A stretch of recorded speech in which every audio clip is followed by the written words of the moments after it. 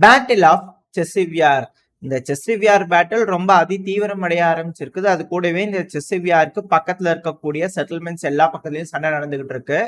இப்படி இருக்கும்போது உக்ரைனோட முன்னாள் அதிபரான ஜெலன்ஸ்கி அவர்கள், அதாவது முன்னாடி மக்களால் தேர்ந்தெடுக்கப்பட்டு அதிபராக இருந்தார். இந்நாளில் அவரோட பதவியை பயன்படுத்தி மார்ஷல்லா மூலயமா பதவியை நீட்டிச்சுக்கிறாரு. சில நாடுகள் இவர் அதிபரா ஏத்துக்கல, சில நாடுகள் இவர் அதிபரா சொல்றாங்க. அது எப்படி என்ன எதுங்க தெரியல, ஒரு குழப்பத்துல இருக்கிறாங்க. ஒரு முடிவுக்கு வரட்டும் ஃபைனலா, அதுக்கப்புறம் வேணா நம்ம உக்ரைனோட அதிபரா இவரு தான் அப்படிங்கிறது போல மற்ற நாடுகளை பெரும்பான்மையா தேர்ந்தெடுத்துக்கிட்டாங்க, ஒத்துக்கிட்டாங்க அப்படின்னா நம்மளும் ஒத்துக்குவோம். சரிங்களா? சோ இப்படி இருக்கும்போது உக்ரைனோட ஆஸ்திரேலியன்ல இருக்கக்கூடிய அதிபரான ஜெலன்ஸ்கி அவர்கள் என்ன சொல்லிக்கிறாரு அப்படின்னா, செசிவியாரா ரஷ்யாலாம் அங்க இல்லைங்க அப்படிங்கிறது போல அவர் தரப்புன்னு சொல்லியிருக்கிறாங்க. இப்ப சில வீடியோ பதிவுகள்லாம் வர ஆரம்பிச்சிருக்கு. இந்த வீடியோ பதிவுகளை யார் கொடுத்துக்கிறாங்கன்னா, நம்மளுக்கு கண் கண்ட தெய்வமான உக்ரைனோட ராணுவ வீரர்கள் தான். ரஷ்யர்கள் முன்னோடி இருந்தவங்க நம்ம அப்படியே தரமட்டமாக்கிட்டு அவங்கள அடிச்சு துரத்திட்டோம் அப்படிங்கிறது போல அவங்க தரப்பு வந்து வீடியோ பதிவுகள் விட்டுருக்காங்க. அந்த வீடியோ பதிவுகளே சில பல உண்மைகள்லாம் இருக்கு. அந்த வீடியோ பதிவுகளை சைட்ல லோட் பண்றேன், பாத்தீங்கன்னா தெரியும். இதாவது 2 டைரக்ஷன்ல ரஷ்யா வந்து இந்த செசிவியார் பகுதியில முன்னேறி இருக்கிறாங்க. அந்த 2 டைரக்ஷன்ல முதல் டைரக்ஷன் நம்ம பார்க்கலாம். இப்ப நம்ம பார்க்க போறது செசிவியாரோட கிழக்கு பகுதி, அதாவது அந்த ஒரு கால்வாய் மாதிரி போயிட்டு இருக்குன்னு சொல்லியிருப்போம் இல்லையா, அந்த கால்வாய்க்கு கிழக்கு பகுதியில் இருக்கக்கூடிய பகுதியில தான் சண்டை நடந்துட்டு இருக்கு. இப்போ அந்த பகுதியோட, அந்த கிழக்கு பகுதியோட தெற்கு பகுதியில வந்து ரஷ்ய வீரர்கள் முன்னேற்றம் அடைஞ்சுக்கிட்டு இருக்காங்க. ரஷ்ய வீரர்கள் வேவ் பை வேவ் அந்த இடத்துல முன்னேறிட்டு இருக்காங்க. அதுக்கான வீடியோ பதிவு தான் சைட்ல பாத்தீங்கன்னாலே தெரியும்.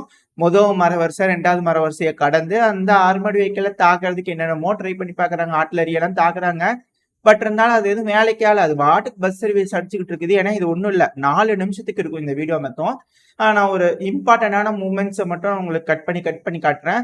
3 நிமிஷம், அதாவது 2 நிமிஷத்துக்கு மேல போயிடுச்சுனாலே டெலகிராம் சேனல்ல கூட அப்டேட் பண்ண முடியல, அப்லோட் பண்ண முடியல. முடிஞ்சுன்னா பாதியா பிரிச்சு நான் உங்களுக்கு அப்லோட் பண்ண பாக்குறேன், ட்ரை பண்றேன். சில வீடியோக்கெல்லாம் இப்பெல்லாம் டெலகிராம் சேனல்ல அப்லோடே பண்ண முடிய மாட்டேங்குது. ஸோ அதனால இப்ப அந்த சைட்ல வீடியோ பதிவுகளோட இருக்கும், நீங்க பாத்தீங்கன்னாலே தெரியும். ரஷ்ய வீரர்கள் வராங்க, ஆர்மட் காலம் வருது, முன்னாடி போறாங்க, அவங்க அன்லோட் பண்ணிட்டு திரும்ப அந்த ஆர்மட் காலம் ரிட்டர்ன் பண்ணி அப்படியே போய், அது கண்டினியூஸா ரொட்டேஷன் ப்ராசஸ்ல அது நடந்துகிட்டே இருக்கு இந்த ஒரு பகுதியில. இப்ப இந்த வீடியோ பகுதியில பார்க்கும்போது என்ன நடந்திருக்கு, ஏது நடந்திருக்கு அப்படின்னு ஒரு குழப்பம் இருக்கு இல்லையா.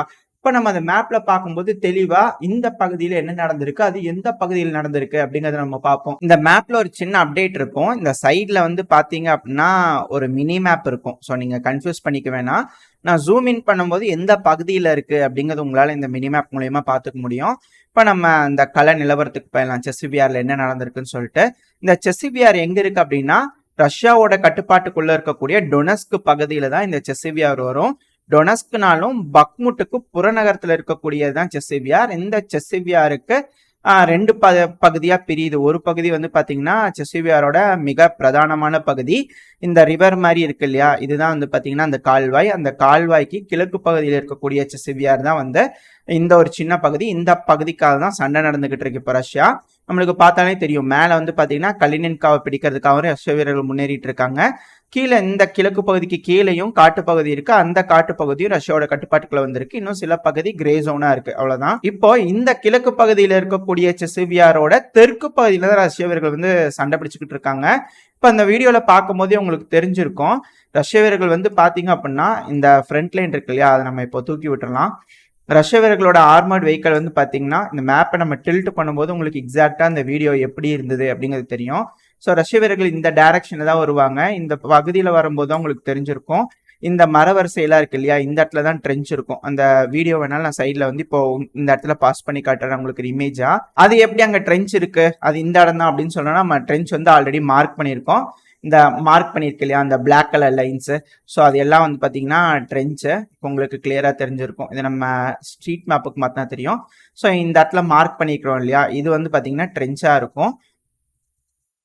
நம்ம திரும்பி சேட்டலைட் வியூக்கு மாத்திடலாம். ஸோ இப்போ உங்களுக்கு பார்க்கும்போது தெரியும், இந்த ஃபாரஸ்ட் இருக்குல்லையே, இந்த ஃபாரஸ்டோட அந்த ரூட்டை பிடிச்சிட்டு அப்படியே ரஷ்ய வீரர்கள் வருவாங்க. அந்த வீடியோல பல பதிவுகள் இருக்கும். அது எப்படின்னா, ஒரு பகுதி வந்து பாத்தீங்கன்னா இந்த சைட்ல வந்து இப்போ இந்த ஃபர்ஸ்ட் ஏரோ மார்க் இருக்கு இல்லையா, அந்த ஏரோ மார்க் டைரக்ஷன்ல வந்து இந்த பகுதியில டிப்ளாய் பண்ணுவாங்க. செகண்ட் ஏரோ மார்க் போறலாம் பெரும்பான்மை இந்த பகுதியில போய் இங்க முன்னாடி டிப்ளாய் பண்ணுவாங்க. அடுத்தது 2வது இங்க ஒரு சின்ன சின்ன பகுதியா இருக்கு இல்லையா, இந்த பகுதியெல்லாம் டிப்ளாய் பண்ணியிருப்பாங்க. அந்த இடத்துல வந்து பாத்தீங்கன்னா உக்ரைனோட வீரர்கள் எப்படி நாங்க அழிச்சிட்டோம் பாருங்க அப்படிங்கிறது போல ஆர்மர்டு வெஹிக்கிள்ஸ் தான் அங்க ரஷ்ய வீரர்கள் நிப்பாட்டி வச்சிருப்பாங்க, அது மேல குண்டு போட்டு நாங்க அழிச்சிட்டோம் அப்படின்றது போல சொல்லியிருப்பாங்க. ஸோ இந்த பகுதியில தான் முன்னேறிட்டு இருப்பாங்க ரஷ்யா. அதுவும் குறிப்பா இந்த பகுதியில நம்ம காமிச்சிருக்கோம் இல்லையா? ஸோ இந்த பர்டிகுலர் பில்டிங் பக்கத்துல வந்து தான் ரஷ்ய வீரர்களோட கான்வாய் வந்து இந்த பகுதியில ஸ்டாப் ஆகும். ஸோ இங்கிருந்து இறங்கி ஓடி போய் இந்த பில்டிங்குள்ள ஏறுவாங்க. இதை நம்ம மேல இருந்து வியூ பார்க்கும்போது உங்களுக்கு எக்ஸாக்டா தெரியும். ஸோ இந்த பில்டிங் தான். இந்த பில்டிங்குள்ள வந்து ரஷ்ய வீரர்கள் முதல்ல ஃபுல்லா அவங்க கண்ட்ரோல் எடுப்பாங்க. ரெண்டாவது ரஷ்ய வீரர்கள் வந்து ஃபுல்லா கண்ட்ரோல் எடுக்கக்கூடிய பில்டிங் எதுனா செசிவியாருக்கு இந்த பகுதியில ஃபுல்லா உள்ள வந்து இந்த பில்டிங்ல வந்து பாத்தீங்கன்னா ரஷ்யா அந்த ஆர்மர்ட் வெஹிக்கல்ல இருந்து நேர இந்த பில்டிங்குள்ள ஓடுவாங்க, இங்க இருக்கிற பில்டிங்குள்ள. ஸோ இதுதான் அந்த பதிவுல இருக்கக்கூடிய ஒரு விஷயம். இந்த பதிவுல வச்சு நம்ம பார்க்கும்போது ஒரு விஷயம் நம்மளுக்கு தெளிவா தெரியுது. ரஷ்யா வந்து பாத்தீங்கன்னா ஒரு சைடு ஆஃப் த பார்ட், அதாவது இப்ப நம்ம மார்க் பண்ணி வச்சிருக்கோம் இல்லையா, அந்த பகுதிகள் நம்ம மார்க் பண்ணியிருந்தோம் இல்லையா ஃப்ரண்ட் லைன்ஸ், அந்த பகுதிகள் ரஷ்யாவோட கட்டுப்பாட்டுக்குள்ள இருக்கு அப்படிங்கிற நம்மளுக்கு தெரிய வருது. ஏன்னா அதிகமான ட்ரூப்ஸை ரஷ்யா அந்த பக்கத்துல வந்து டிப்ளாய் பண்ணிக்கிறாங்க. அது மட்டும் இல்லாம ஃபாக் ஆஃப் வார்னா மேபி ரஷ்யாவோட முன்னாடி வந்து பாத்தீங்கன்னா ஒரு சில வேவ் போயிருக்கும், அந்த பகுதியை போய் ஏத்த மாதிரி சூழ்நிலை இருந்திருக்காது. அதனால மேபி பின்வாங்கிறது கூட வாய்ப்பு இருக்கான அதிகமான வீரர்கள் அங்க உள்ள இறங்கி இருக்கிறாங்க. அவ்வளவு சீக்கிரத்துல பின்வாங்குவாங்களா அப்படிங்கிறது தெரியல. அந்த 4 நிமிஷம் வீடியோலயே அதிகமான ரஷ்ய வீரர்களோட கான்சென்ட்ரேஷன் அந்த பகுதியில நம்மளுக்கு தெரிஞ்சிருக்கு. பட் இருந்தாலும் உக்ரைனோட அதிபரான ஜெலன்ஸ்கி அவர்கள் சொல்றாரு, அதை தான் நம்ம நம்பி ஆகணும். ஆனால் அந்த பகுதியில ரஷ்ய வீரர்கள் இருந்திருக்க மாட்டாங்க. மேபி பின்வாங்கி அந்த மர வரிசைகளோட ட்ரென்ச்சஸ் நம்ம காமிச்சிருந்தோம் இல்லையா, மேபி அதுக்கு போயிருக்கிறதுக்கு வாய்ப்பு இருக்கு இல்லைங்களா. நான் உக்ரைனோட அதிபரா இருக்கிறாரா இல்லையா அப்படிங்கிறது போல ஆசடிசன் இருக்கிறார் இல்லையா ஜெலன்ஸ்கி அவர்கள், அந்த அவர் சொல்றது நம்ம நம்பித்தான் ஆகணும். அடுத்த ஒரு விஷயம், இதே செசிவியாரோட வடக்கு பகுதி இருக்கு இல்லையா, அந்த பகுதியில வந்து சண்டை நடந்துகிட்டு இருந்திருக்கு. அதுக்கான வீடியோ பதிவு உங்களுக்கு சைட்ல லோட இருக்கும். இந்த பதிவுல பார்த்திருந்தாலும் உங்களுக்கு தெரியும், டேங்குகள் வருது, அந்த டேங்க் மேல அட்டாக் நடக்குது. அந்த டேங்க்ல இருக்கக்கூடிய ரஷ்ய வீரர்கள்லாம் இறங்கி அந்த பில்டிங்குள்ள அழகா ஓடி போய் அந்த பில்டிங் வந்து அவங்க கட்டுப்பாட்டுக்குள்ள எடுத்துக்குவாங்க. அதுக்கான வீடியோ பதிவுகள் சைட்ல லோட இருக்கும், நீங்க பாத்தீங்கன்னா தெரியும்.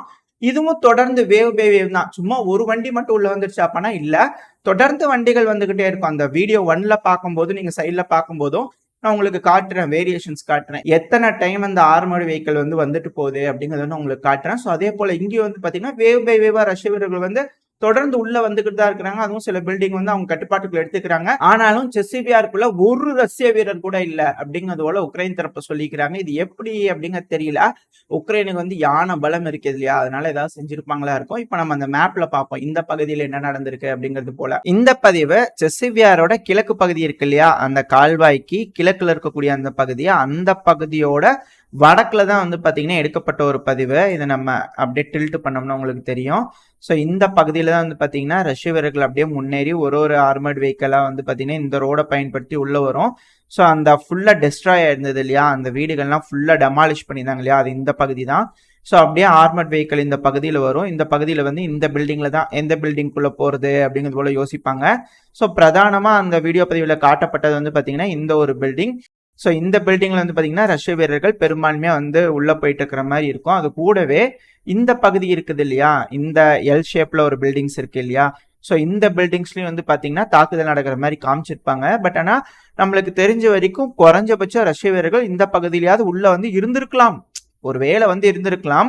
அடுத்து அந்த டர்ட்டில் டேங்க் வச்சு பூச்சி காமிச்சிட்டு இருந்தது இல்லையா, அந்த டர்ட்டில் டேங்க் அது இந்த பகுதியில் தான் நின்றுட்டு இருந்தது. ஸோ அது இங்க வந்து பார்த்துட்டு எல்லாம் இங்க யாருமே இல்லையப்பா அப்படிங்கிறது போல ஒரு தடவை பார்த்தது. இது மாதிரி தாக்குதல் நடக்கும் முதல்ல, அது கொஞ்சம் கூட கண்டுக்காம அப்படியே வந்து பாத்தீங்கன்னா ரிட்டர்ன் எடுத்துட்டு இதே ரோட்டை பிடிச்சிட்டு ரிட்டர்ன் போயிட்டு இருக்கோம். அந்த இடத்துலயும் வந்து பாத்தீங்கன்னா இந்த டர்ட்டில் டேங்க் மேல தாக்குதல் நடக்கும். ஆனா அது மூவ் ஆகிட்டு தான் இருக்கும் அந்த டர்ட்டில் டேங்க். இப்போ உங்களுக்கு சந்தேகம் வந்து இருக்கும், அந்த வீடியோ பதிவு யார் ரிலீஸ் பண்ணப்பட்டது அப்படிங்கிறத கேட்டிருப்பீங்க இல்லையா.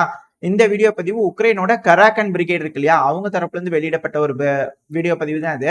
ரஷ்யா வந்தாங்க, நாங்க எல்லாம் அப்படியே திருப்பி அனுப்பிட்டோம் அப்படிங்கிறது போல அவங்க தரப்புல இருந்து வீடியோ பதிவு விட்டுருக்காங்க. சோ இதை வச்சு பார்க்கும்போது உங்களுக்கு என்ன தோணுது, ரஷ்யா வந்து அந்த பகுதியில பிடிச்சிருக்காங்கன்னு நினைக்கிறீங்களா, இல்ல வந்து எட்டி பார்த்து ஓடிட்டாங்கன்னு நினைக்கிறீங்களா? உங்களோட கருத்துக்கள் என்ன அப்படிங்கிறத கமெண்ட் செக்ஷன் சொல்லுங்க.